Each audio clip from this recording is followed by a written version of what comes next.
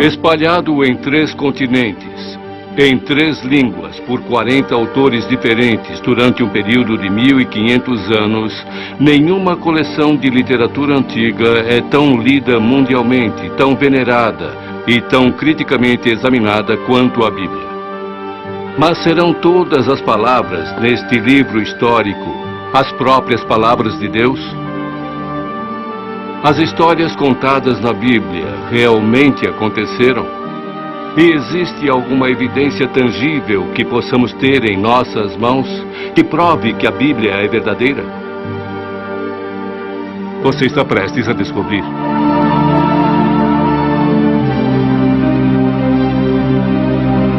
Nossa investigação começa com a mais famosa linha da história escrita. No início, Deus criou os céus e a terra.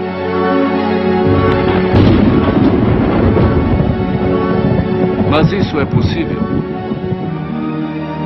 Será que um Deus todo-poderoso criou o universo? O que a ciência moderna tem a dizer a esta pergunta? Basicamente, temos que acreditar que a matéria sempre existiu ou foi criada. Hoje, as evidências apoiam fortemente a teoria do Big Bang. Imagine por um momento tudo o que existe no vasto universo. Cada cordilheira, cada floresta, todo o corpo de água, todo o planeta distante. Tudo espremido em um pequeno ponto microscópico do começo de tudo. Os cientistas dizem que o universo explodiu e começou deste ponto inicial. Enquanto o universo se expandiu, ele se esfriou. Qualquer coisa que se expande esfria, e neste momento o universo tem uma temperatura de 3 graus acima de zero. Nós detectamos esta radiação como radiação de micro-ondas. Observatórios do Polo Sul medem a distribuição das micro-ondas através do espaço e fornecem informações relativas às mais antigas condições do universo. Então o Big Bang não é uma ideia teórica, é algo que estamos observando e medindo. Então, a melhor evidência científica sugere que o universo começou confirmando as palavras do Gênesis. Existia evidências científicas convincentes de que esse conto bíblico de Adão e Eva é, na verdade, história. Pode cada ser humano do passado, presente e futuro traçar sua árvore genealógica de volta até um homem e uma mulher? E a comunidade científica se refere a este Adão genético que eles encontraram como o cromossomo Y Adão. E eles se referem à mitocôndria do DNA da mulher como Eva. E isto é relacionado na literatura científica como a hipótese do Jardim do Éden. Eles tiraram sequências mitocondriais de um número de diferentes grupos étnicos no mundo inteiro e determinaram que cada um deles descendeu de uma fêmea. Poderia esta fêmea ser Eva, a primeira mulher criada no livro de Gênesis? A evidência é convincente. Você também poderia voltar pelo cromossomo Y e traçar uma linhagem por ele até Adão. E a ideia é basicamente a mesma. Olhando para as diferenças na sequência do cromossomo Y, cientistas realmente pesquisaram isso. Na verdade, muitos deles pesquisaram isso e determinaram que nós todos provavelmente viemos de um indivíduo. Aqui, nossa investigação vai da suposição científica para a carne, o sangue e os ossos da criação.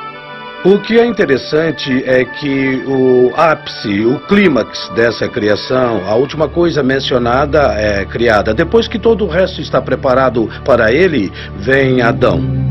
E dizem que Adão foi criado da poeira do chão e do sopro de Deus. E o que isso nos diz é que, sim, os seres humanos são uma parte da criação como qualquer outra coisa. E também nos diz que nós temos, e Adão também tinha uma relação especial com Deus. Então Deus criou o homem como a sua imagem. Como macho e fêmea, ele os criou.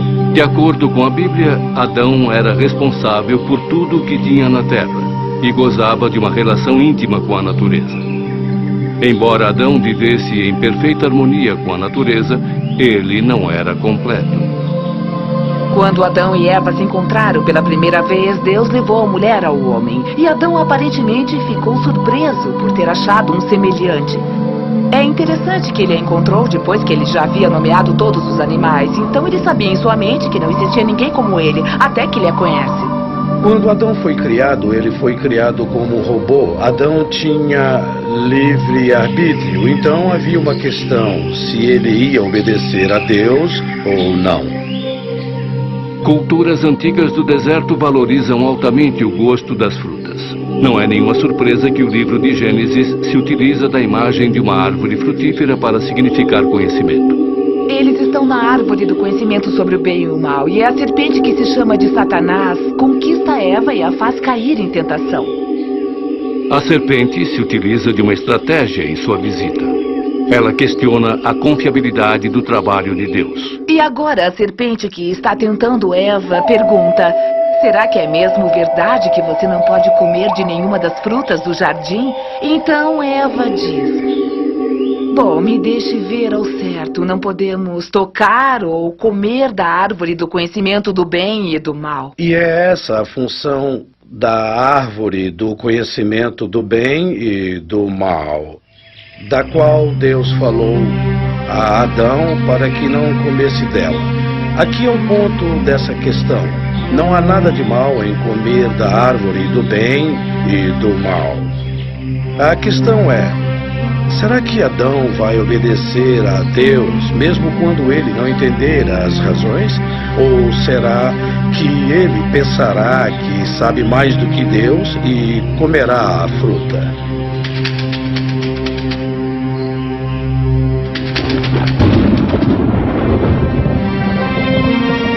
Como punição por sua desobediência, Deus exilou Adão e Eva do jardim. Eles foram forçados a viver fora da proteção de Deus e entrar na realidade cruel, separados de Deus. Utilizando-se de dicas geográficas dadas no Gênesis, quase todos os estudiosos concordam que o Jardim do Éden fica no Iraque.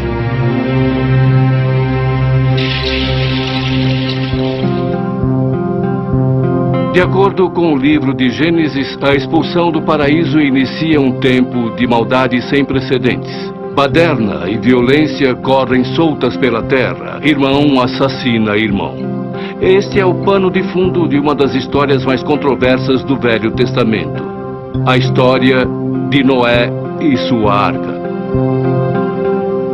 Quando chegamos ao tempo de Noé,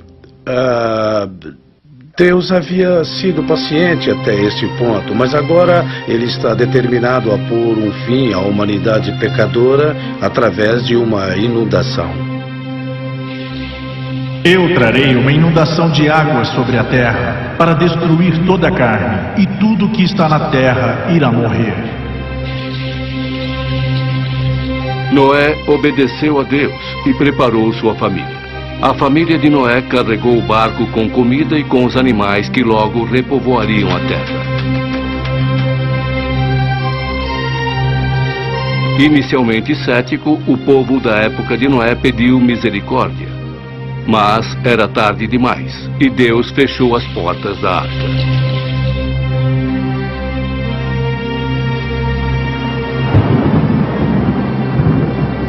O Velho Testamento usa um cúbito como unidade de medida, e um cúbito mede 66 centímetros, e quando fazemos a conversão sobre o que lemos no livro de Gênesis, nós vemos que a arca era muito grande. Comprimento da arca, 137, largura 45, altura 22. As conversões deixam o tamanho da arca com 137 metros de comprimento, 45 de largura e 22 de altura. Fotos de satélite do Monte Ararat, na Turquia. Mas certamente uma inundação catastrófica deixaria impressões geológicas e antropológicas. Então, para evidências sobre a inundação de Noé, o que realmente procuramos são evidências de processos catastróficos, processos de um cataclismo, operando em uma escala regional, talvez hemisférica ou até escala global. E quanto mais procuramos, é isso que encontramos. Uma coisa que podemos esperar são bilhões de coisas mortas, enterradas em camadas pedregosas sob a água por toda a Terra. E é exatamente o que encontramos em registros geológicos. Um registro de muitas coisas enterradas subitamente, incluindo animais muito grandes enterrados por inteiro. Como a teoria da inundação global se encaixa com sítios geológicos como Grand Canyon? Contamos coisas diferentes sobre sua história. Da forma como o evolucionista aprendeu a pensar, como eu fui ensinado a pensar, como todos nós aprendemos a pensar em nossa educação. Que o processo presente se encaixa em tudo. Então você vê este canyon de 28 quilômetros e aqueles pequenos rios lá embaixo. E aquele rio está, suponho, fazendo alguma erosão. No ritmo atual, o rio levaria milhões e milhões de anos para cavar o Grand Canyon.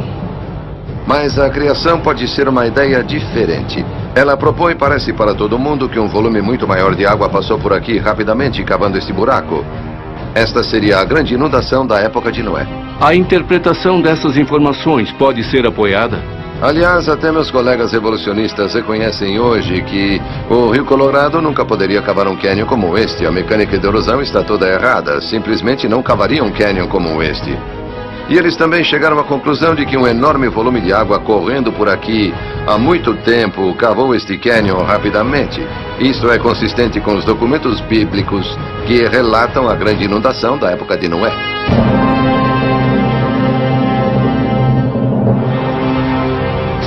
No próximo bloco, será que as cidades originais do pecado, Sodoma e Gomorra, existiram de verdade? E existem fantásticas profecias científicas no livro de Jó? O filho de Adão. Caim inventou a agricultura. Ele foi também o primeiro a ser assassinado. O livro de Gênesis. Os segredos da Bíblia. O Gênesis descreve Deus como brando quanto à ira, porém rápido e decidido em julgamento. Talvez nenhuma história do Velho Testamento demonstre a intensidade da cólera de Deus mais vividamente do que a tragédia de Ló e sua família. A história de Sodoma e Gomorra é sobre pecado e sobre punição. É sobre Deus decidindo que ele já teve o suficiente sobre a justiça e maldade e ele agirá, destruindo tudo. Após uma briga territorial com seu tio Abraão, Ló decidiu levar sua caravana para fora dos portões de Sodoma e Gomorra, um lugar conhecido por seus costumes terrivelmente pecaminosos. Por fim, Ló se dirigiu à cidade, mesmo Deus enviando mensagens de que Sodoma e Gomorra seriam devastadas por causa de seus pecados. Ló sofreu muito em Sodoma. Aqui estava ele entre todas essas pessoas que, como conta as histórias, eram muito más com os estrangeiros. Ele é um estrangeiro querendo se adaptar, mas sem obter sucesso. Podemos aprender com essa história. Então, quando os anjos vieram resgatá-lo, o resto da cidade o perseguiu. A família de Ló fugiu em pânico.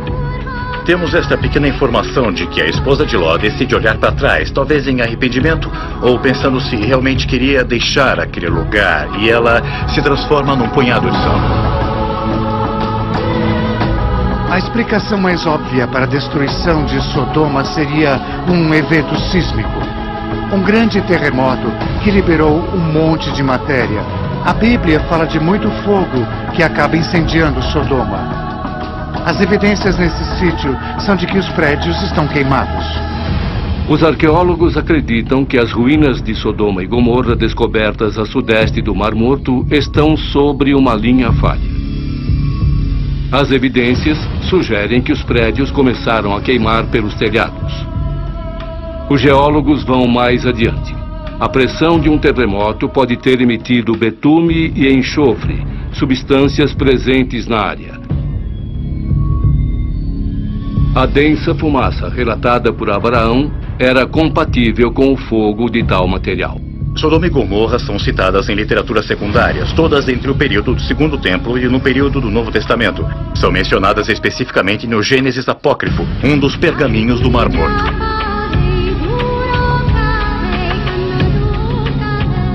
A seguir, vamos examinar uma história sobre um homem que luta contra a realidade refratária do mal no mundo. Sua resposta não apenas oferece aos leitores um exemplo virtuoso, sugere um conhecimento das leis científicas que governam nosso universo. Falo de Jó, esse é o nome.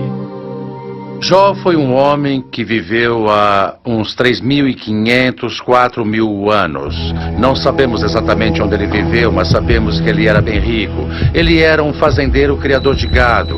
Era bastante abençoado por Deus em termos de riqueza e saúde, boa família, excelente reputação na comunidade. No início do livro de Jó, os leitores são introduzidos a uma cena do tribunal celestial, onde essas figuras chamadas de filhos de Deus, a quem chamaríamos mais tarde de anjos ou como servos de Deus, por assim dizer, que vem reportá-lo sobre as atividades. Uma dessas figuras, Satã, atuava tanto como promotor como carrasco. E a petição de Satã a Deus era de que este homem era justo porque Deus lhe dera muito conforto. E Satã quis fazer um experimento. Vou tirar tudo dele e aposto que Jó irá rebelar-se contra o Senhor. E Deus disse, pode fazer isto, mas não tire sua vida. E você conhece a história. Satã, com a permissão e consentimento de Deus, traz todos esses desastres físicos e calamidades na vida de Jó. Então ele perde suas propriedades, perde sua família, perde sua saúde. É levado ao estado mais inferior. Terá Deus me abandonado? Ou pelo menos parece que sim. Por quê?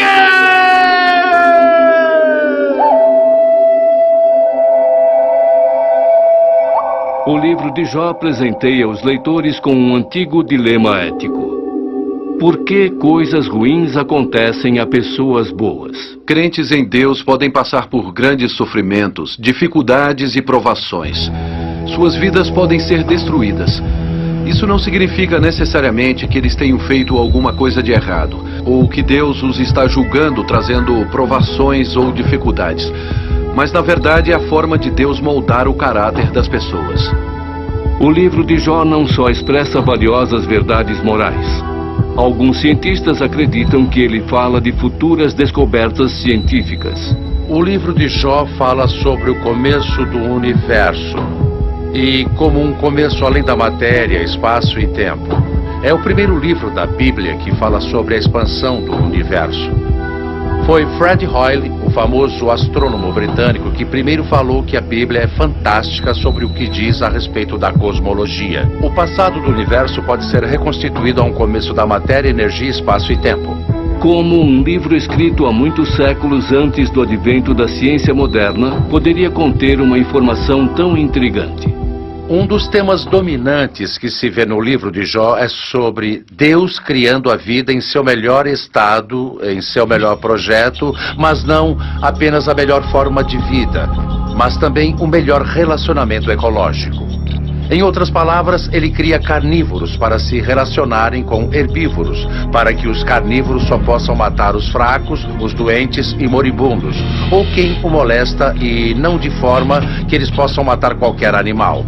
As relações ecológicas são idealizadas. Os cientistas listam outras 10 profecias científicas sugeridas no livro de Jó. Elas cobrem assuntos nos campos da meteorologia, oceanografia, o estudo de animais pré-históricos e fósseis.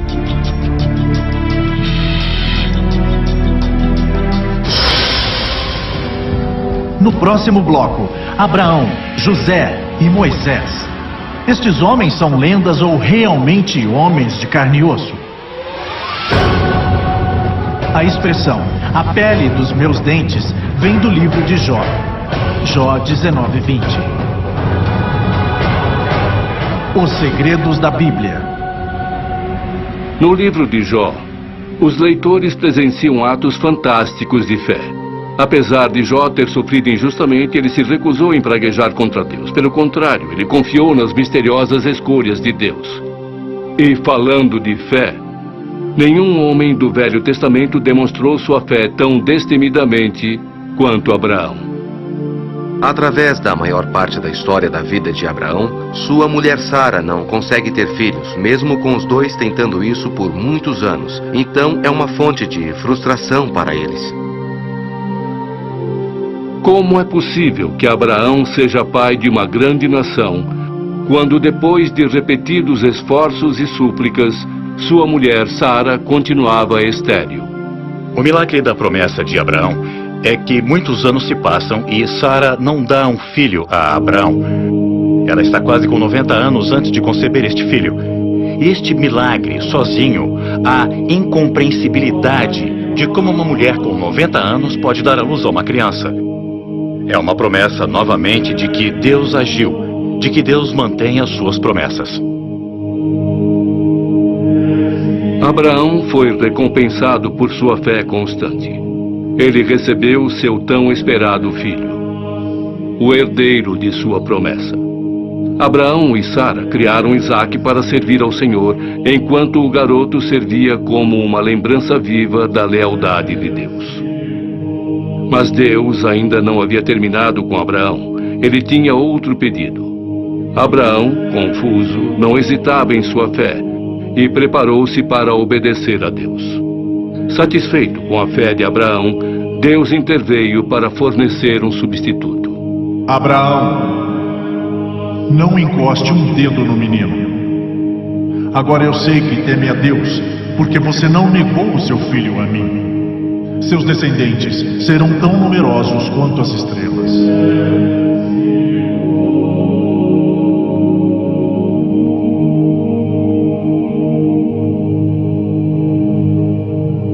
Os céticos negaram a existência da cidade de Abraão, Ur dos Caldeus, até que escavações do começo do século XX descobriram a torre de um templo na boca do Eufrates, na Mesopotâmia. E o nome Abraão aparece em registros da Mesopotâmia. Agora, um dos descendentes mais famosos de Abraão é José, filho de Jacó.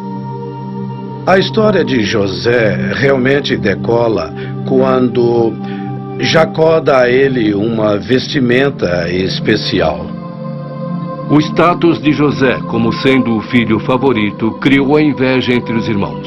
Dada a oportunidade, eles conspiraram contra ele. Os irmãos venderam José como escravo e contaram uma mentira de partir o coração de seu pai. Disseram a ele que José havia morrido.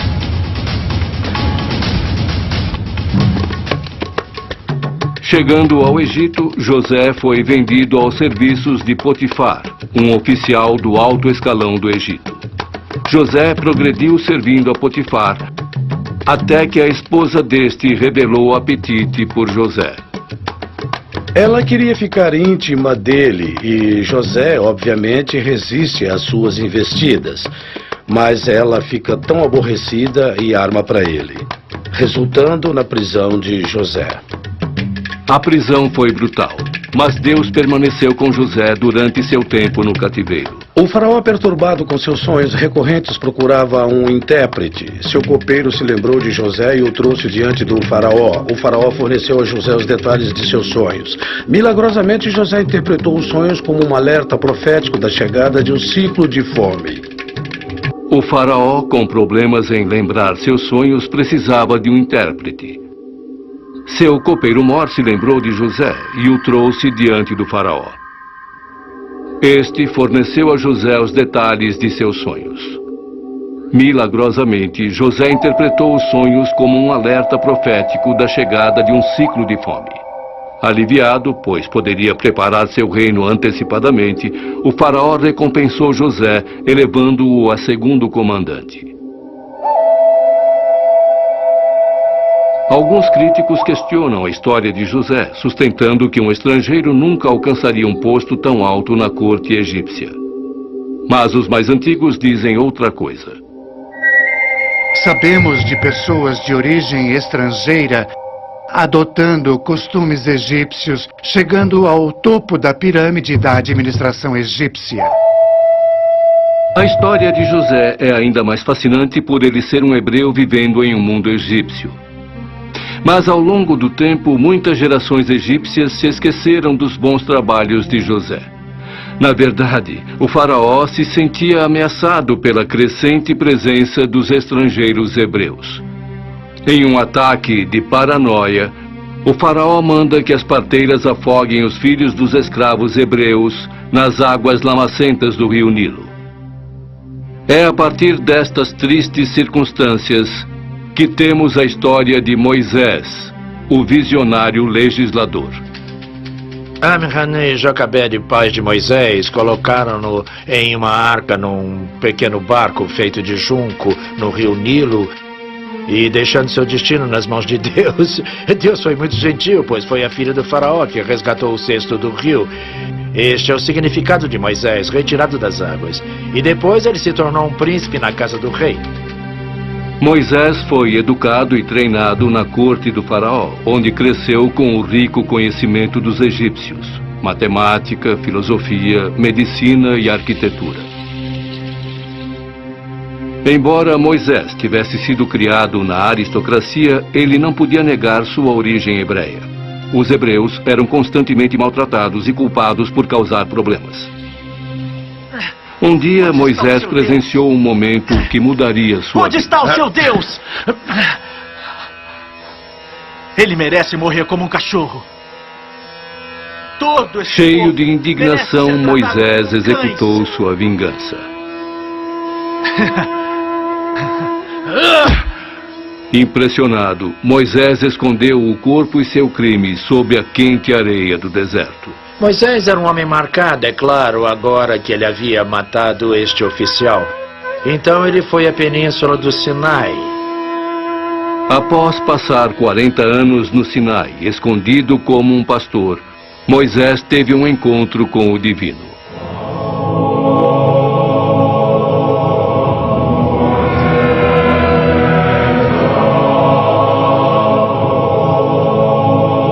O êxodo dos hebreus do Egito começa com uma escapada milagrosa da perseguição do faraó.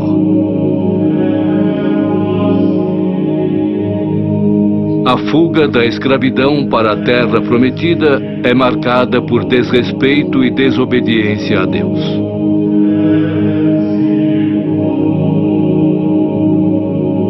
Moisés é chamado novamente para entregar uma mensagem corretiva para o povo descrente.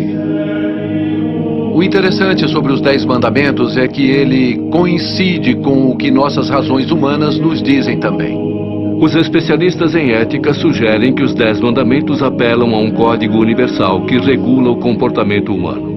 Os 10 mandamentos governam ambos os aspectos religiosos da vida. Os 3 primeiros mandamentos lidam especificamente com a religião, mas os outros 7 são realmente princípios fundamentais que toda a sociedade adere: que não matará, proibição de roubo. Os 10 mandamentos se apoiam como uma fundamentação ética para o estabelecimento de futuras liberdades civis.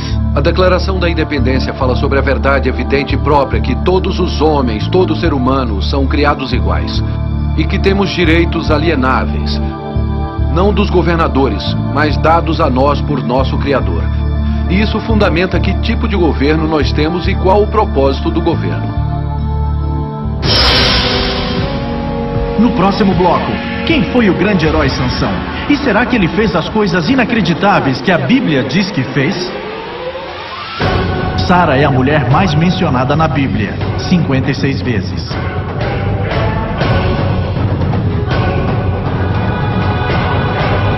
Os segredos da Bíblia.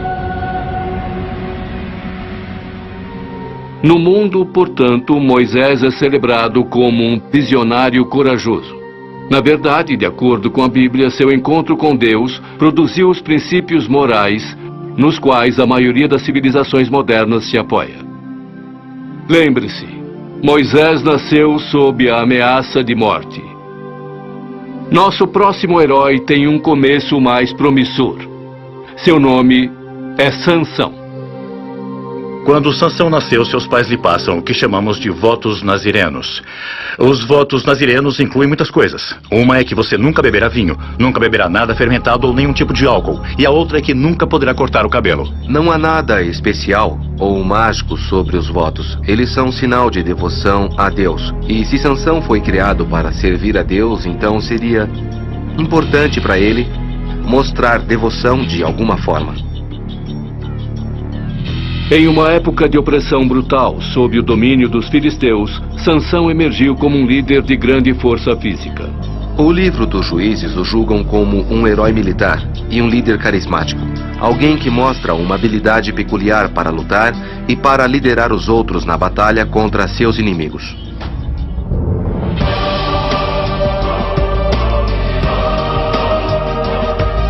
Sua força física rivalizava com sua fraqueza moral. Sansão tem um outro vício. E este vício é que ele ama as mulheres filisteias, o que era proibido na antiga Israel. Mas ele as ama. E a mulher que ele mais ama é Dalila. Os lordes filisteus percebem o quanto Sansão é devoto de Dalila. Eles a usam como uma espécie de espiã para descobrir o segredo de seu grande poder. Dalila foi pressionada a agir. Em várias ocasiões, Dalila pressiona Sansão a contá-la porque ele é tão forte. Sansão ansiava por Dalila. No início, ele mente. Ele não revela a verdade sobre seus votos de Nazaré e no final ele ainda chega a jogar limpo. Mas ele diz a ela que o segredo de seu poder está em seu cabelo. E que se seu cabelo for raspado, então ele ficará fraco, como qualquer homem. Ele passa essa informação para os líderes dos filisteus. Eles vão até ele quando está dormindo na casa dela. Sansão então perde sua força sobrenatural, sua força dada por Deus. E eles conseguem amarrá-lo e arrancam-lhe os olhos. Sansão consegue seu poder de volta rezando, demonstrando devoção a Deus, suplicando a Deus. Deus restaura seu poder. Sansão derruba o templo. E como diz a história, ele mata mais filisteus com sua morte do que ele havia matado antes na vida.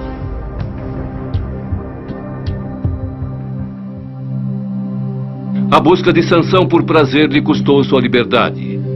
Mas as cordas dos filisteus não podiam amarrar sua determinação. Hoje o mundo procura por líderes que combinam a coragem e a força de uma pessoa como Sansão com a sabedoria e o senso crítico de um sábio. Todas estas qualidades podem ser encontradas neste último herói, Davi. Deus enviou Samuel a Belém para a família de Jessé para anunciar que Davi seria o próximo rei. A escolha de Deus por Davi foi estranha, porque não era um ancião. E também o que é que as pessoas procuravam? Elas procuravam pelo maior indivíduo, pelo mais forte.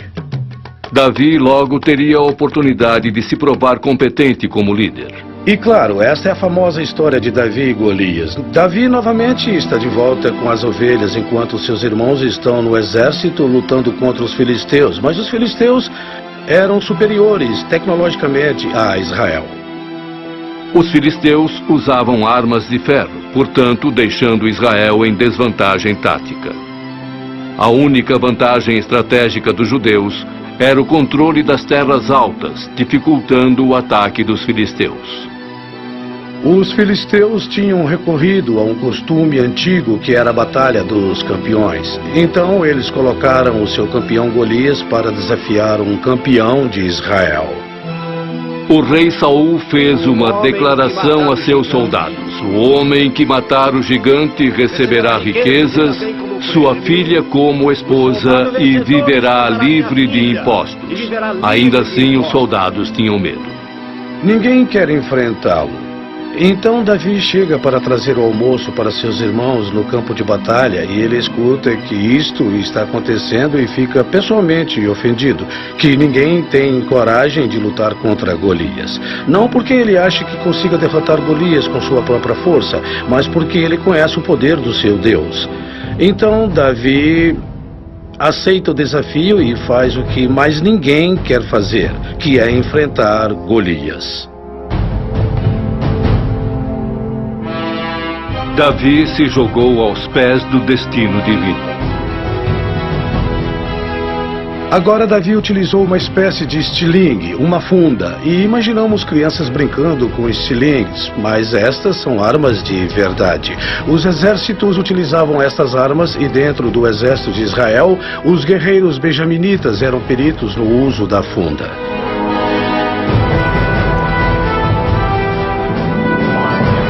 Na funda cabiam pedras do tamanho de bolas de beisebol. O talentoso músico pediu a Deus que o fortalecesse.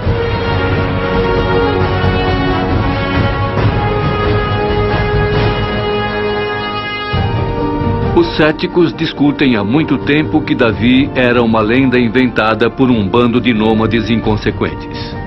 Até 1993, quando arqueólogos escavando no norte de Israel descobriram uma laje de pedra onde o nome de Davi está inscrito, sendo, portanto, a primeira referência arqueológica de Davi fora do Velho Testamento.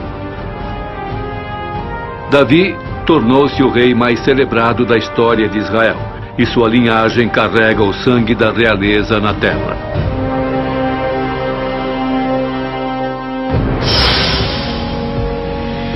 No próximo bloco, o que os cientistas escavaram nos anos 60 que prova a precisão da Bíblia? O primeiro livro da Bíblia, Gênesis, vem da palavra grega que significa início.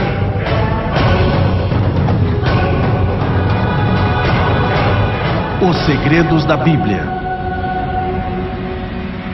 Mais de 400 anos se passam entre o último livro do Velho Testamento, Malaquias, e a chegada do professor religioso, para o qual o nascimento, vida e milagres logo serviriam para formar o curso da história da humanidade.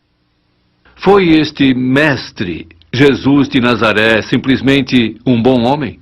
Ou foi ele enviado diretamente da mão direita de Deus?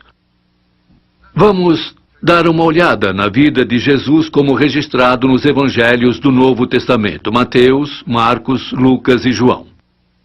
Uma pergunta para os especialistas é: será que esses contos de evangelho são confiáveis? A veracidade da Bíblia tem sido repetidamente provada e demonstrada. Muitas pessoas tentam achar contradições na Bíblia e realmente não existe nenhuma. Estou para encontrar uma evidência histórica que seja contrária ao que está nas Escrituras ou o que está na Bíblia. Para mim, a Bíblia impressiona em termos de sua precisão histórica. Enquanto a arqueologia continua a descobrir novas evidências e enquanto manuscritos são descobertos, a trajetória completa é que os autores bíblicos são muito confiáveis pela forma como apresentaram a história. Eis como funciona a regra. Quanto mais longe você for removido, a partir do primeiro século, fica cada vez mais nublado. Por causa da arqueologia e por causa de 2000 anos de excelente educação bíblica, está ocorrendo o oposto. Estamos tendo uma imagem cada vez mais clara e certeira do que está acontecendo. Não existe nenhuma evidência histórica que desaprove a Bíblia. Para examinar a confiabilidade da Bíblia, de que tipo de prova vamos precisar? Frequentemente, quando falamos sobre provas, as pessoas pensam em algo como uma prova matemática. Eles querem algo sólido, como 2 mais 2 igual a 4. Mas evidências históricas não somam da mesma forma que um problema de matemática. Evidências na história frequentemente se apoiam na qualidade do testemunho. Então a pergunta deve ser feita: como conseguimos essas histórias sobre Jesus? De onde elas vieram? Todos concordam que houve um período de oralidade quando estes evangelhos foram passados oralmente de comunidade para comunidade, boca a boca se preferir, sem ser escritas ainda. Este processo levou algumas décadas. Mas foi em um contexto judeu de que eles estavam acostumados a recitar orações que eles haviam memorizado. Se essa história sobre Jesus e seus ensinamentos não tivesse sido importante, estaria perdida há muito tempo. Então eles passam essa tradição. As pessoas ouviram Jesus contar uma história, eles ouviram fazer um milagre, eles lembraram, eles compartilharam, eles reviraram essa história em suas cabeças. A descoberta dos pergaminhos do Mar Morto nos anos 60 forneceram aos estudiosos a oportunidade de medir a precisão das cópias. Os pergaminhos, que acredita-se que sejam do 1º século depois de Cristo, contêm um trecho do livro de Isaías do Velho Testamento. Estudiosos compararam o fragmento de Isaías com a próxima cópia disponível do século IX. Os resultados são impressionantes. Em 99,9% o mesmo texto nos dois. Então essa ideia de que as cópias têm escrituras diferentes simplesmente não funciona. É um argumento sem valor. Existem notas não bíblicas de Jesus. Isto é muito importante, mas estudiosos já demonstraram que você pode pegar a história básica de Jesus sem precisar olhar o Novo Testamento. Para surpresa de alguns, Jesus também é citado em outros textos religiosos. Quando olhamos em um campo maior da religião e consideramos as escrituras do mundo islâmico, o Alcorão, ou do mundo judeu, o Talmud Midrash, descobrimos que Jesus também é mencionado nestas escrituras.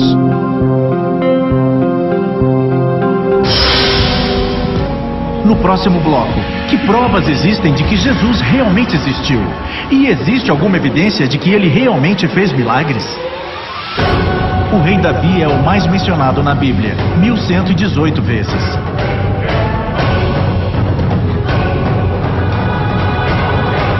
Os segredos da Bíblia. Agora, desviamos nossa atenção para o conteúdo dos evangelhos. Que tipo de pessoa eles retratam? O que eles nos dizem sobre o próprio Jesus? Os evangelhos são biografias, mas não são biografias no senso moderno. Biografias modernas dependem de uma narrativa em primeira pessoa, gravações de áudio, gravações de vídeo e escrituras deixadas para trás pelo sujeito. Para que tipo de pessoa a veracidade da Bíblia tem sido repetidamente provada e demonstrada? Muitas pessoas tentam achar contradições na Bíblia e realmente não existe nenhuma.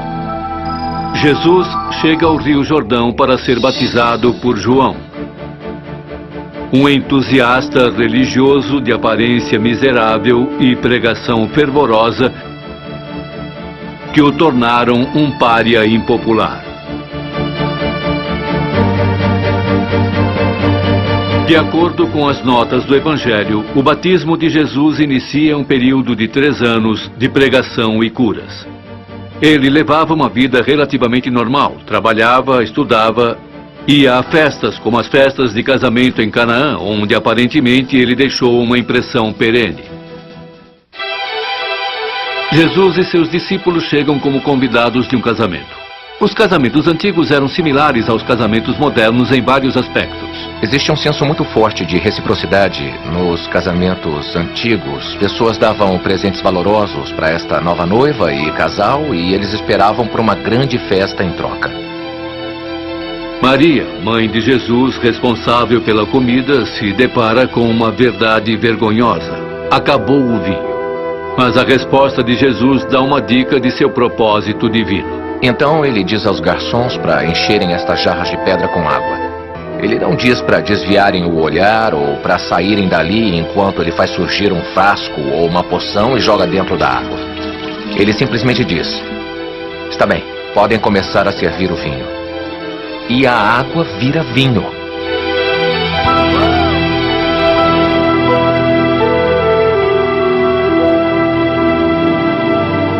Os arqueólogos encontraram grandes pedaços de jarras de pedra do mesmo tipo das que o Evangelho diz que Jesus usou quando transformou água em vinho em um casamento judeu na cidade galileia de Canaã. Acredita-se que esta igreja em Canaã é o local em que Jesus fez seu primeiro milagre. No próximo bloco, o que arqueólogos descobriram que definitivamente prova que uma das mulheres mais notáveis da Bíblia realmente existiu. Matusalém é a pessoa mais velha que já existiu. Ele morreu com 969 anos. Livro de Gênesis. Os segredos da Bíblia. Os evangelhos nos dizem que enquanto Jesus andava pela região curando os defeituosos e pregando o perdão dos pecados, um plano maligno contra seu primo João Batista estava se desenrolando. João Batista, aparentemente, havia ofendido Herodes Antipas, o governador da Galileia, e Heródias, sobrinha e nova esposa dele, ao denunciar publicamente a relação deles como algo inadequado. Então Heródias conspirou com sua filha Salomé para silenciar João Batista de uma vez por todas. A celebração do aniversário de Herodes forneceu a ocasião perfeita para seu plano malvado. Evidentemente, o show montado foi tedioso. Então, sua querida segunda esposa Herodias, para esquentar as coisas, pôs sua filha dançarina Salomé para fazer uma dança sensual, o que evidentemente virou a cabeça de Herodes. Então ele disse: peço o que quiser que será seu, mesmo que seja metade do meu reino.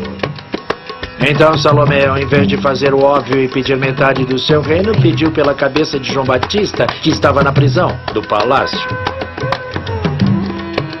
Herodes cumpre sua promessa ao levar para Salomé e sua mão Heródias a cabeça do profeta.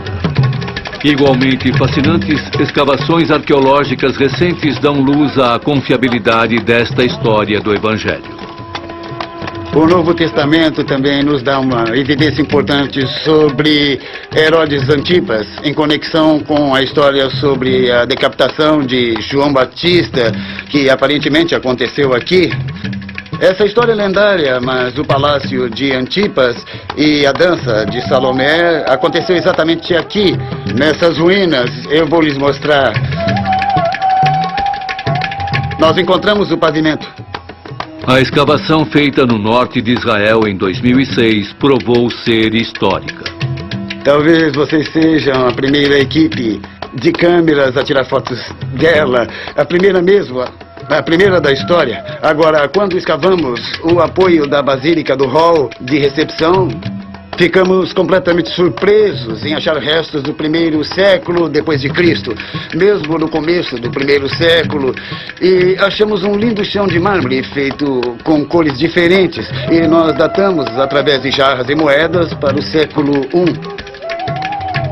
Já que todo mármore era tão caro e como todo mármore vinha dos palácios herodianos, estou quase convencido que este chão era parte desse famoso palácio.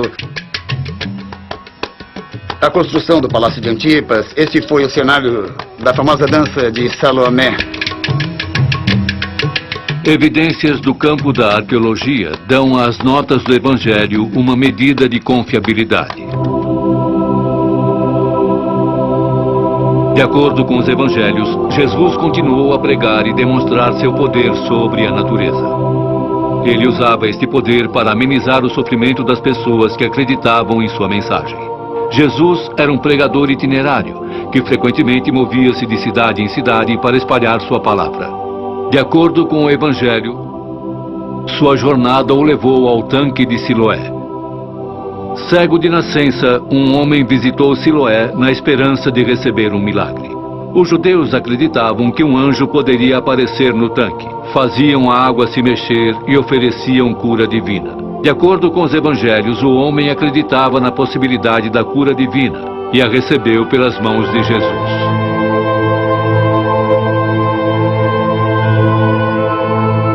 Mas existem evidências de que tal lugar existiu? Bem, agora as grandes e boas notícias. É somente um pouco mais longe, descendo as colinas em Siloé, nos subúrbios do sul de Jerusalém. Eles descobriram, é claro, a magnífica entrada da piscina. Os evangelhos descrevem Jesus exercendo autoridade sobre vários aspectos da natureza. Cada milagre que Jesus fazia aumentava o seu perfil e convencia mais ainda os seus discípulos de que ele era o Messias. Dentre os milagres de Jesus, um dos mais espetaculares é quando acalma a tempestade. Um dia, Jesus e seus discípulos estavam no mar da Galileia.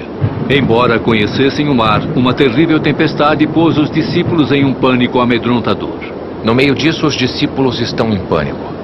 As ondas estão batendo no barco e eles ficam com medo de que o barco irá se partir. Eles se apressam em acordar Jesus. Jesus se levanta para acalmar a tempestade e o medo dos discípulos.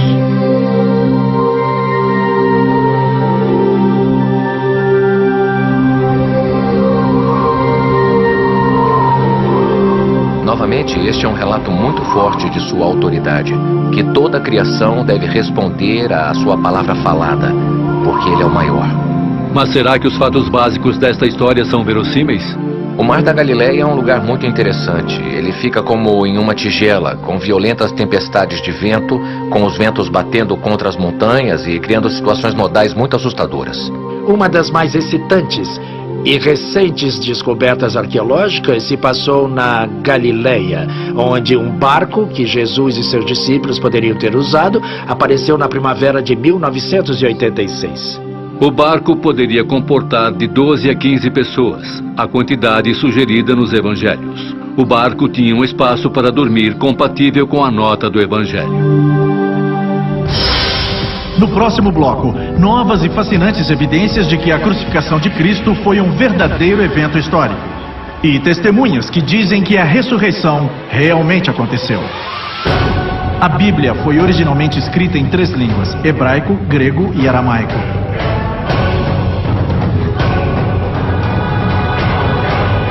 Os segredos da Bíblia.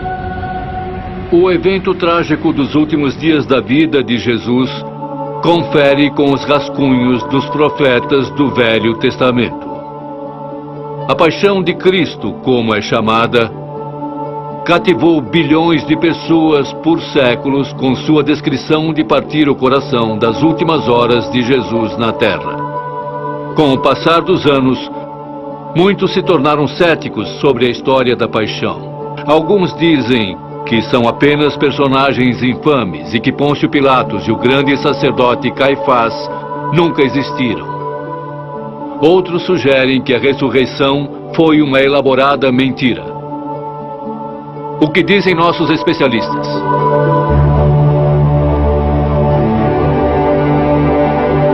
Os últimos 4 dias da vida de Jesus, comumente referidos como a Paixão, passaram a ser uma das mais intrigantes e controversas partes dos evangelhos. Nos dias que antecedem sua crucificação, Jesus entrou de forma triunfal em Jerusalém. Enquanto passava pelos muros da cidade, espectadores saíam de suas casas para cumprimentá-lo e saudá-lo com folhas de palmeiras. Isso seria muito comumente conhecido hoje como Domingo de Ramos. A notícia da chegada de Jesus se espalhou rapidamente entre o alto clero judeu do Sinédrio. Eles viam o popular Galileu como uma grande ameaça para seu controle do povo judeu. Caifás, o mais cético e cínico dos Sinédrios, conspirou com o resto do conselho para pôr um fim à missão de Jesus. Na história do julgamento de Jesus, existe este homem, Caifás, um sacerdote. No começo dos anos 90, uma descoberta arqueológica significativa foi feita em um túmulo escavado na cidade de Jerusalém. Uma série de pequenas caixas, chamadas ossários, foram encontradas. Após o corpo de um ente querido ter sido completamente decomposto, a família reuniria os restos para guardá-los dentro dessas caixas de ossos. Para se lembrarem de quem eram os ossos em cada caixa, eles rabiscavam os nomes no fundo da caixa. Então, quando esse túmulo foi escavado, eles encontraram o nome Caifás. Os ossos que encontraram na caixa eram os ossos de um homem de 60 anos. O nome, a data e a inscrição no ossário incrivelmente batem com a descrição e a época do sacerdote judeu Caifás dos Evangelhos. Então, será que temos os ossos do sacerdote Caifás, a pessoa mencionada no julgamento de Jesus? É bem provável. Em sua primeira noite da Páscoa judaica, Jesus sentou com seus 12 discípulos para a festa de Páscoa, que ficou conhecida como a Última Ceia. É nessa refeição que Jesus revela aos seus apóstolos, de acordo com as Escrituras, que ele seria traído por um deles. Eu começaria pensando na paixão pelo jardim do pecado. Logo depois da Última Ceia, Jesus chegou ao jardim com 3 de seus discípulos favoritos: Pedro, João e Tiago. Quando Jesus foi ao Getsemane depois da Última Ceia, ele foi lá para orar. O jardim de Getsemane era uma horta de olivas encostada aos pés de uma grande colina fora de Jerusalém.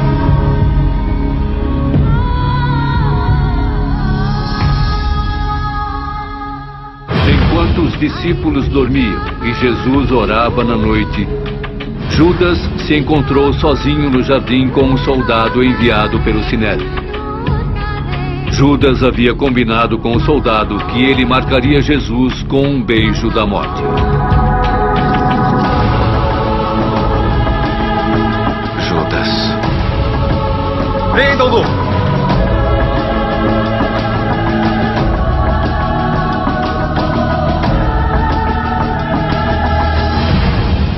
Jesus foi levado ao Sinédrio na casa de Caifás.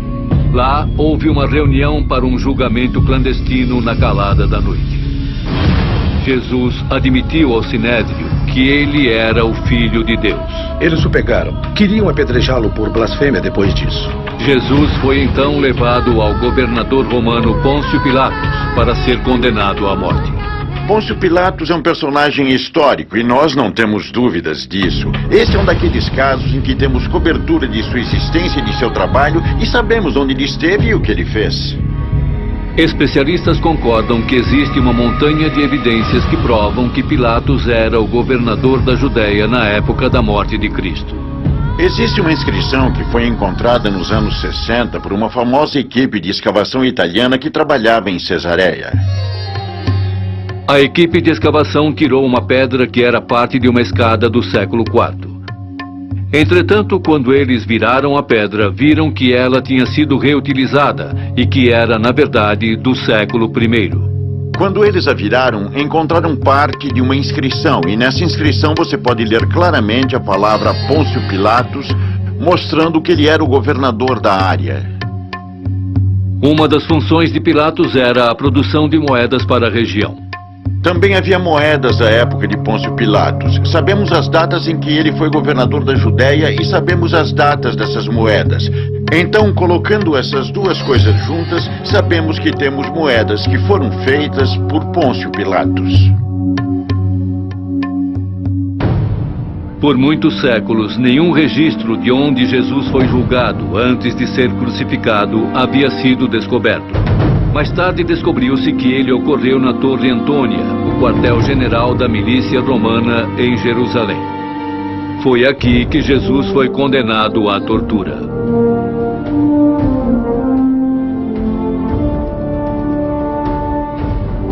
Depois que tiraram suas roupas e o espancaram, os soldados colocaram uma coroa de espinhos na cabeça de Jesus para zombar dele.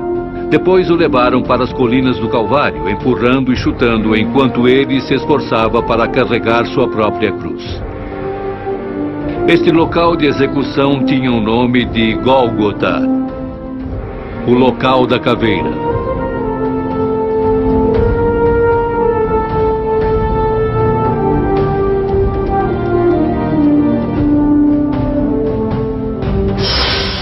No próximo bloco, poderia Jesus ter sobrevivido à sua brutal crucificação e meramente fingiu voltar à vida?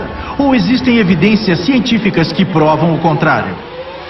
O Salmo 119 é o capítulo mais longo da Bíblia. Ele tem 176 versos.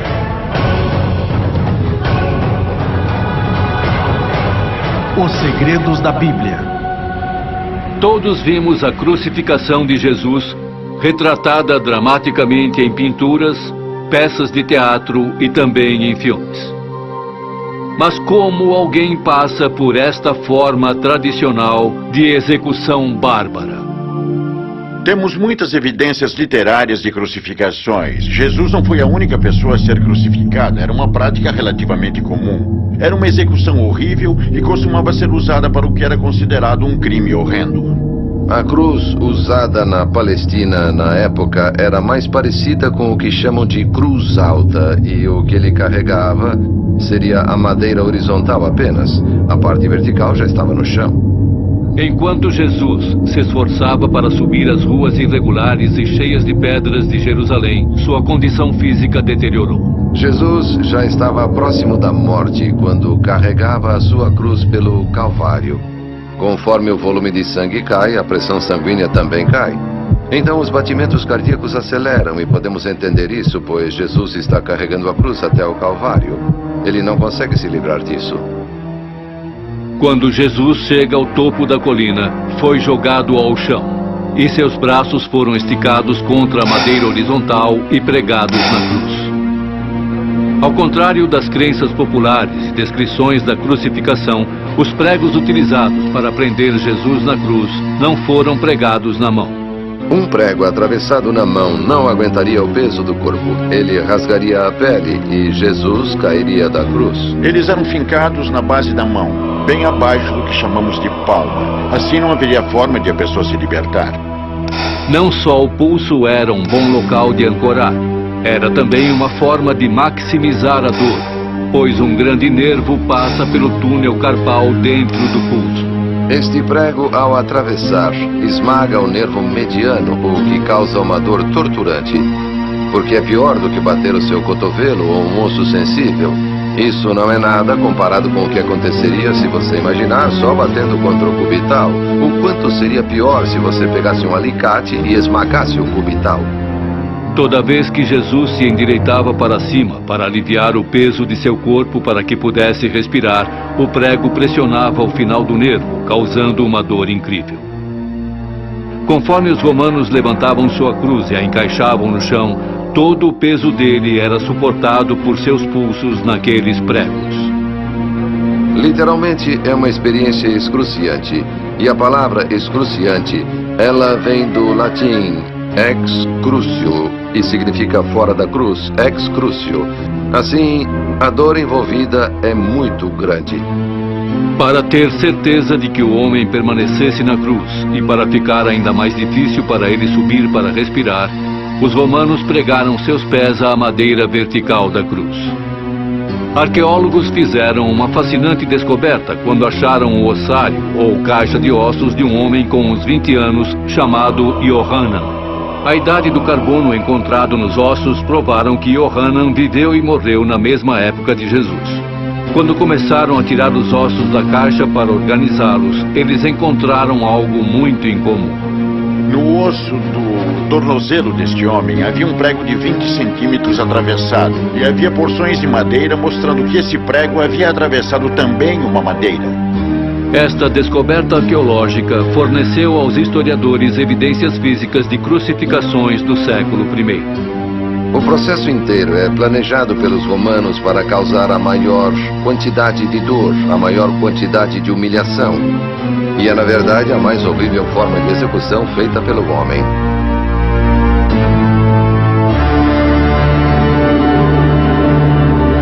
Céticos acreditam que Jesus sobreviveu à sua crucificação e que ele fingiu sua própria morte para completar as profecias do Velho Testamento. Mas por causa de registros históricos, sabemos com certeza que isso seria impossível.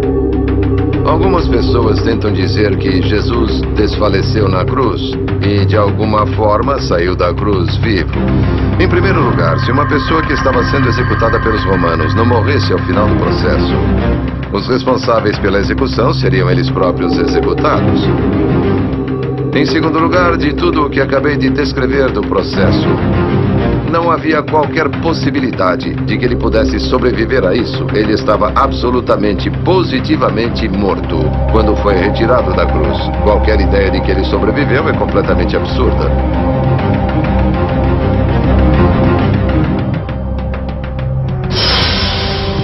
No próximo bloco, uma nova religião está nascendo e seus seguidores estão dispostos a morrer por suas crenças.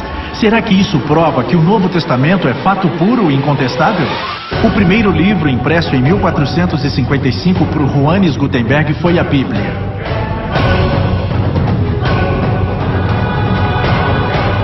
Os segredos da Bíblia.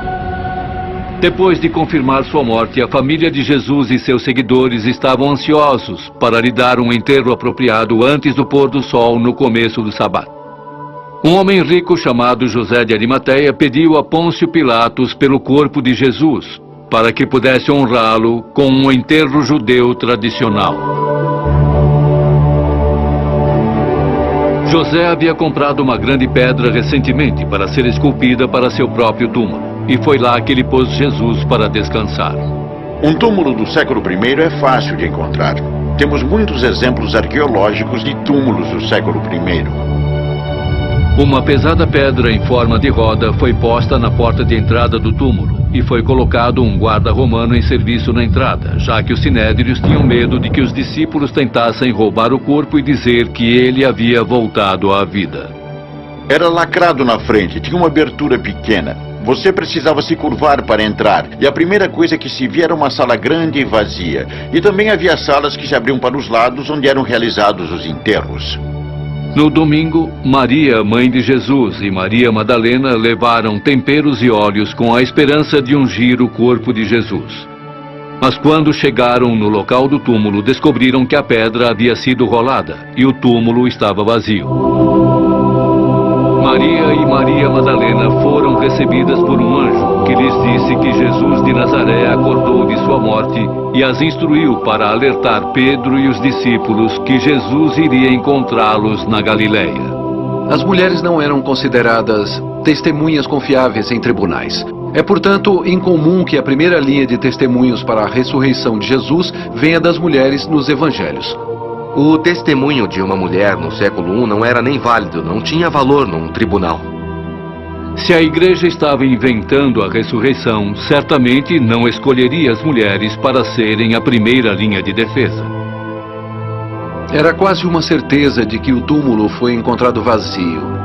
A polêmica judia original contra a ressurreição presume que o túmulo estava realmente vazio. Tendo acordado da morte, Jesus primeiro apareceu para Maria Madalena. Mestre! Depois ele apareceu para 2 estranhos que não o reconheceram. Ele andou sozinho com eles enquanto eles contavam a fantástica história do carpinteiro simples da Galileia que foi erroneamente crucificado. Jesus finalmente apareceu entre os apóstolos que estavam fascinados e não podiam acreditar em seus próprios olhos. Depois que Jesus ressuscitou, ele apareceu para as pessoas, apareceu para Pedro, apareceu para os 12. Ele apareceu para 500 uma única vez. E apareceu durante um período de 40 dias. Muitas pessoas dizem que foram alucinações.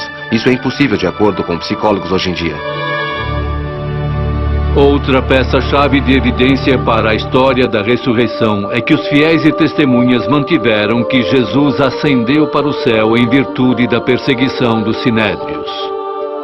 Em algumas poucas semanas, eles estão nas ruas de Jerusalém, onde Jesus foi crucificado.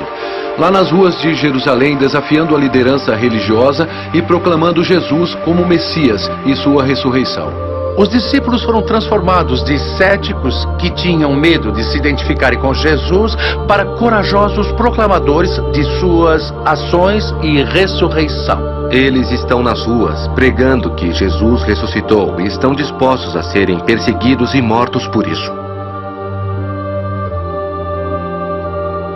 Muitos dos discípulos foram brutalmente perseguidos pelo que eles acreditavam ser verdade.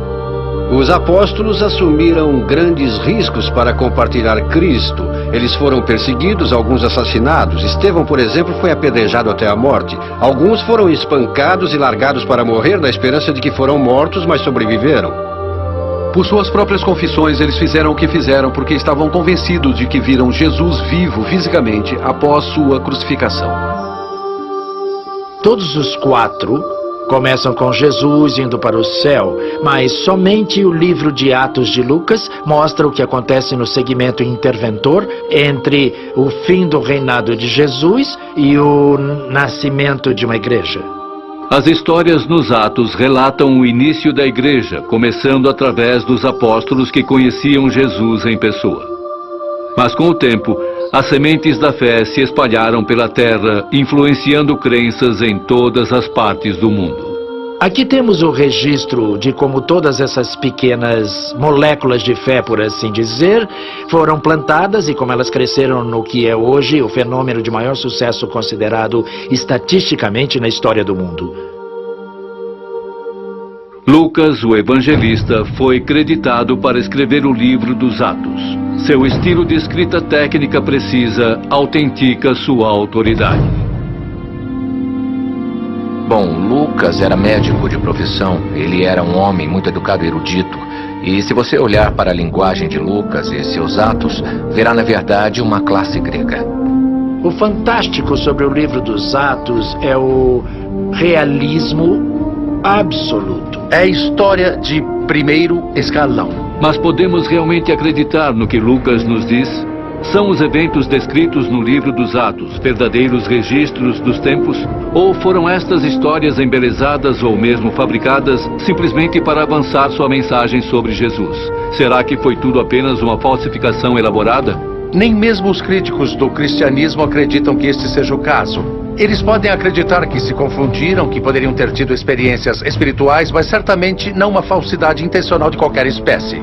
E esperar que eles levassem isso para o resto de suas vidas, propagando essa inverdade.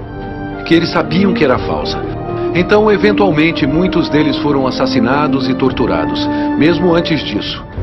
Este é um milagre ainda maior do que a ideia da ressurreição física de Jesus.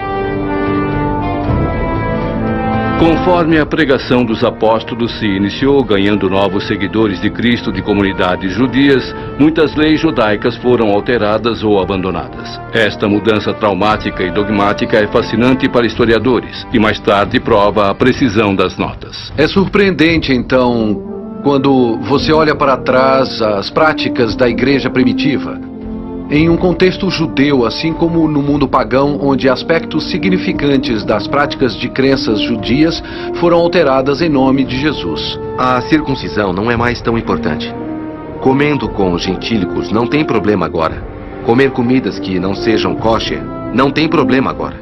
Você ainda tem a transferência do sábado para o domingo. Estas são as mudanças drásticas para um grupo de pessoas judias. A única forma de explicar isto é que alguma coisa aconteceu. Será que este fenômeno de conversão judaica dá crédito às Escrituras? Muitos acreditam que essas mudanças só seriam possíveis se Jesus tivesse ressuscitado realmente. Seria um tanto inexplicável se Jesus tivesse continuado no túmulo. Faz muito mais sentido os judeus fazerem essas mudanças enormes se realmente eles o encontraram vivo após a morte. Algo teria de ter acontecido nesse tempo de proporções monumentais. Embora sua mensagem estivesse mudando vidas, os apóstolos logo aprenderam que espalhar os evangelhos tinha um preço. Não demorou para a perseguição aos cristãos começar. Assim como Cristo sofreu para tornar o evangelho possível, os apóstolos sofreram para tornar o evangelho disponível. Eles foram terrivelmente perseguidos pela postura que estavam tendo em relação à ressurreição de Jesus. Eu não sei você, mas se fosse eu, em algum ponto eu diria: pare, é uma mentira. Nós inventamos tudo. Mas eles não, eles morreram por isso. Esta é uma das razões por que os evangelhos possivelmente sejam verdadeiros, autênticos, porque aqui temos pessoas dispostas a dar suas vidas por algo em que acreditavam. O primeiro a sucumbir em nome de Cristo foi um homem chamado Estevão. Estevão era um diácono da facção helenística que só falava grego da igreja primitiva. Ele era um servo, era um administrador, ele era para ser um pacificador e acabou sendo assassinado. Eles o levaram diante do conselho e Estevão fez um discurso apaixonado. Acabou sendo levado para fora e apedrejado até a morte.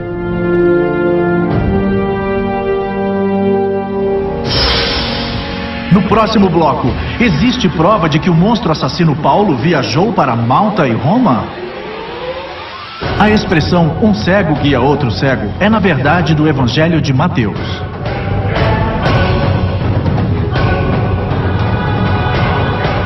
Os segredos da Bíblia. Este conto de um mártir tem uma virada peculiar. Um dos perseguidores de Estevão, um homem presente em sua execução, se tornaria um dos membros mais importantes da igreja primitiva e o foco do livro dos Atos. Ele era um fariseu de Tarso e para os primeiros cristãos era o símbolo da crueldade e da intolerância. Seu nome era Saulo. Ele era um verdadeiro homem de carne e osso da história. E acredita-se que escreveu uma grande porcentagem do Novo Testamento. A paixão de Saulo pela lei judaica o induziu a ter ódio dos apóstolos e de tudo o que eles apoiavam. Sua perseguição aos cristãos o fez famoso e seu método brutal o fez infame. Ele era conhecido pela igreja antiga como um perseguidor sedento por sangue. O biógrafo de Paulo, Lucas, diz a mesma coisa. Para deter a difusão da mensagem de Jesus, Saulo resolve acorrentar os cristãos e transportá-los para Jerusalém como prisioneiros. Seu cerco teria começo na cidade de Damasco. Então ele estava viajando para Damasco e quase chegando na cidade, de repente uma luz veio dos céus ao seu redor e ele caiu no chão e ele escutou uma voz que dizia: Saulo, por que está me perseguindo? E ele disse: quem é você? E a voz disse: sou Jesus, que você está perseguindo. Mas levante-se, vá à cidade e lá será dito o que você deve fazer. Então ele se levantou, mas percebeu que estava cego e que tinha que ser levado até a cidade. Eles passaram pela casa de Judas na rua chamada Direto. Aí o chefe cristão de Damasco, chamado Ananias, que foi requisitado para batizá-lo, e é claro que Ananias deve ter dito: você só pode estar brincando, senhor, este é o chefe dos perseguidores. Mas depois o senhor explica a ele que ele seria missionário dos pagãos, então ele o batiza. Batizado por Ananias, Saulo voltou a enxergar. Mudou seu nome para Paulo e dedicou o resto de sua vida para Cristo. Ele desafiaria as convicções religiosas que antes ele havia lutado tão brutalmente para proteger. Mas foi esta conversão dramática plausível? Foi a visão de Cristo ressurreto a razão por trás da mudança repentina de Paulo? Alguma coisa o fez mudar de maior inimigo para maior patrocinador do Evangelho. Explicar o porquê ele faria isso é muito difícil. Fora qualquer teoria de esquizofrenia ou qualquer outro tipo de problema psicológico. De acordo com historiadores, o local retratado na conversão de Paulo está lá até hoje. Você pode ir para Damasco e ainda ver a rua chamada Direto. Em árabe é chamada de Darbi al-Mustaqim, o caminho reto. Eles ainda te mostram o que é suposto ser a capela de Ananias, onde Saulo voltou a enxergar. Apesar das perseguições e mal-entendidos, os apóstolos seguiram em frente. E, com o tempo, sua mensagem converteu muitos corações. Igrejas começaram a aparecer em todos os lugares e suas comunidades se reuniam para adorar o novo Messias. Mas aqueles novos cristãos ainda tinham algumas perguntas sobre Jesus e seus ensinamentos. Eles não sabiam como suas vidas deveriam ser conduzidas, como deveria ser sua fé. Mesmo recebendo isso por uma tradição antiga, é bom ter alguns escritos que os lembrem e os reforcem. Às vezes havia grandes discussões teológicas explodindo na igreja. Todos os apóstolos enfrentaram esses problemas de frente, carregando uma série de mensagens que se tornaram o livro de epístolas. Essas mensagens ministeriais se provaram tão eficazes quanto os próprios evangelhos. As cartas, as epístolas, foram escritas para responder perguntas muito práticas que estavam surgindo em várias igrejas a respeito de como levar uma boa vida cristã. No próximo bloco, artes antigas são evidências da jornada descrita na Bíblia de Paulo para Malta. Jesus chorou é o verso mais curto da Bíblia.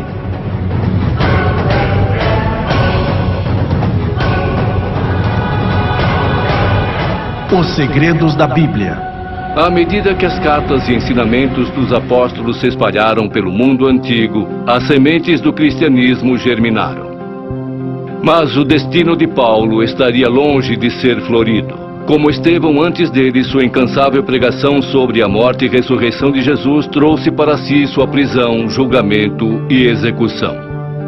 Mas não antes que Paulo viajasse para cá, a ilha de Malta, onde, de acordo com a Bíblia e historiadores, ele fez algumas de suas façanhas mais milagrosas.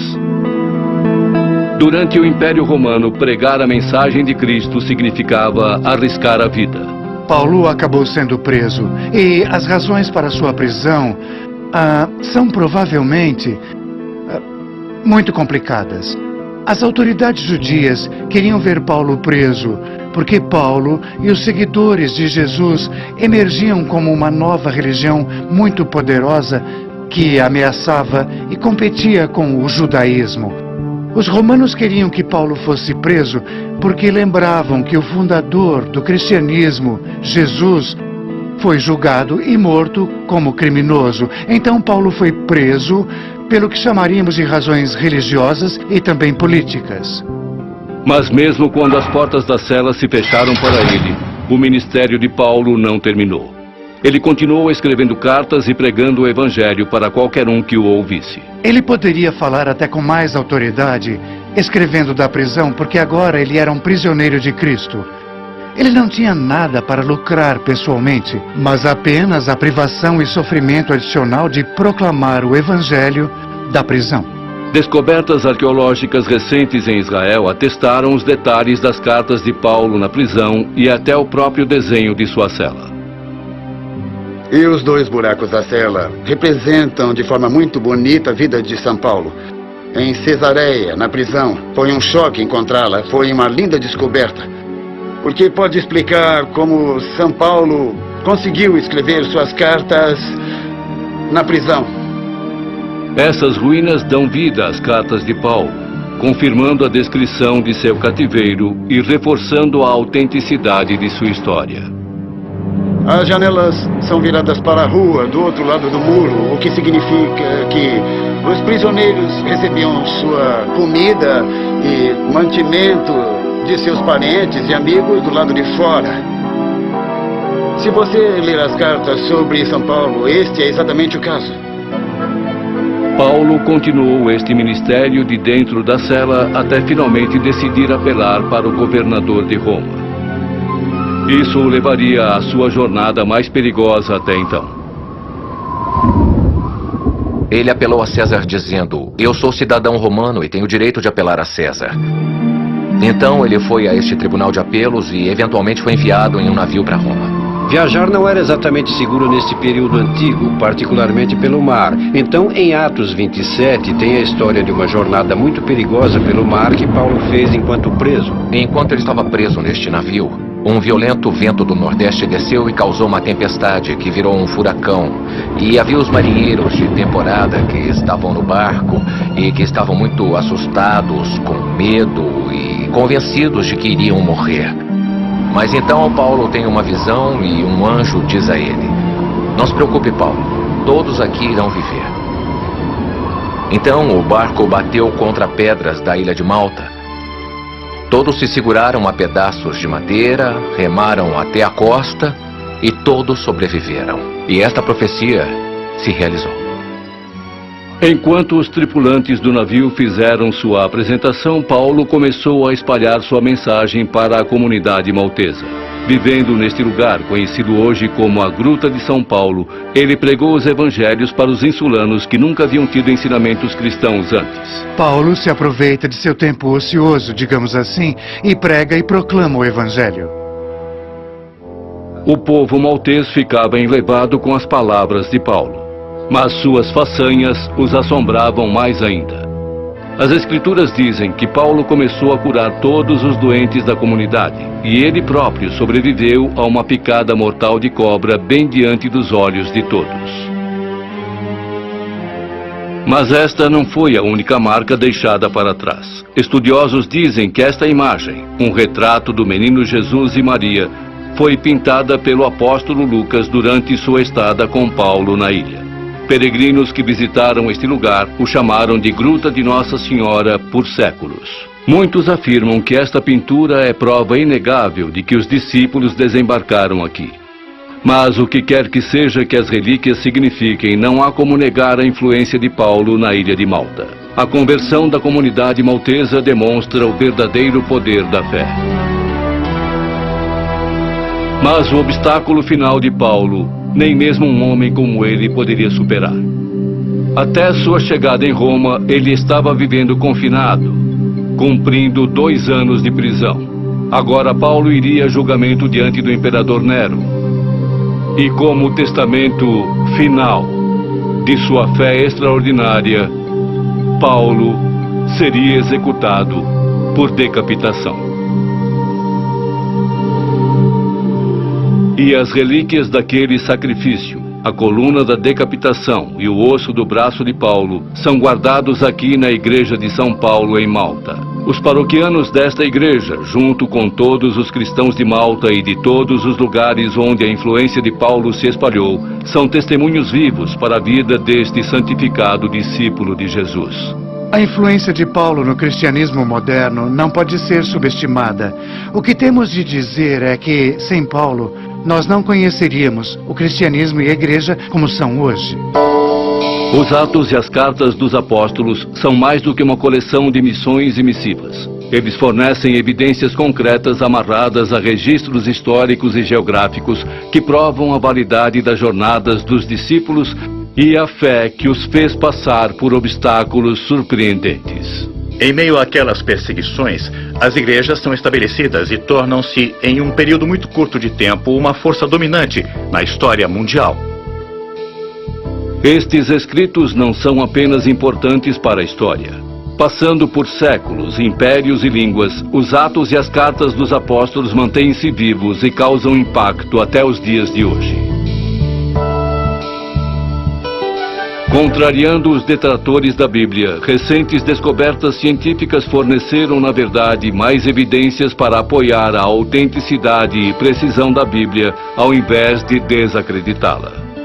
Foi a ciência que me fez reconhecer que um Criador deve existir. A veracidade da Bíblia tem sido repetidamente provada e demonstrada.